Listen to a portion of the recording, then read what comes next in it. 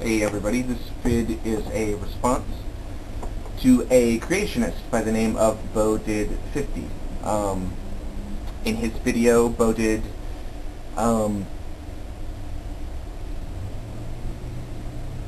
mentions a gentleman who works in the office that he works in who is very promiscuous, sleeps with nearly every woman in the office. I'm assuming every woman. He just said every person, but he didn't imply that this person was bisexual, so I'm going to assume he just means every woman. So he sleeps with every woman in the office, nearly every woman in the office. He's married, and he wants to know why most atheists, evolutionists, find this disgusting. Well, first of all, he makes the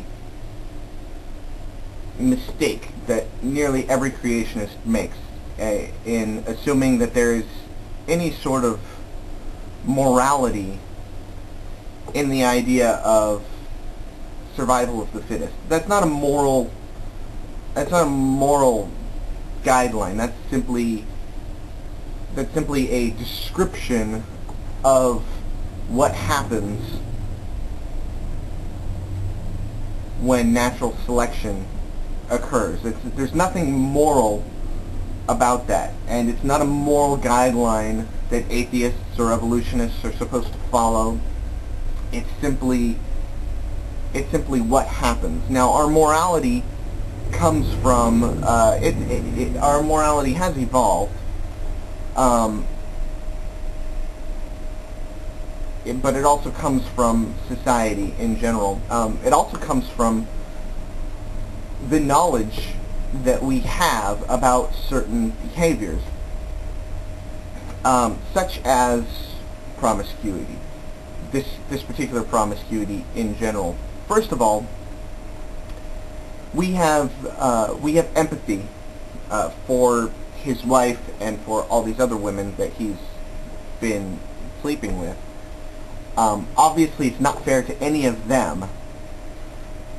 Each one of them feels as if they're somehow special to him, when in fact they're not. They're just a hole for him. We understand that's unfair to each of those women. Okay, that's the first problem. The second problem is STDs. We know about STDs. We know that he could be infecting not only all the women in his office, but his wife, who is his partner. He could be infecting her with STDs. Now, the reason that atheists and evolutionist theists, the reason we find this immoral is because first of all, it's not accepted in society. But the reason it's not accepted in society is because it's unfair to the other party, the promiscuous person's spouse. It's first and foremost unfair to them. It's also unfair to all the other people that the promiscuous person is having sex with. So it's not about,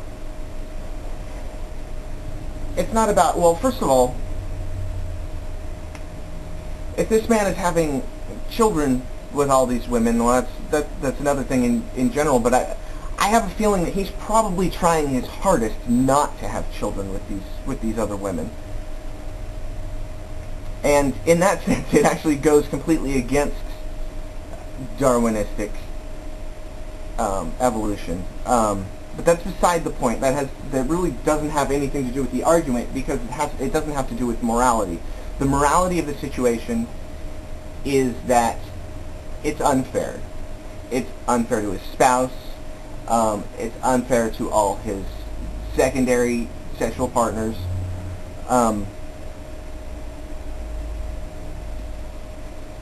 really it's unfair to him, because I guarantee you that sex with his wife is not nearly as satisfying as it could be if he were saving himself for her specifically.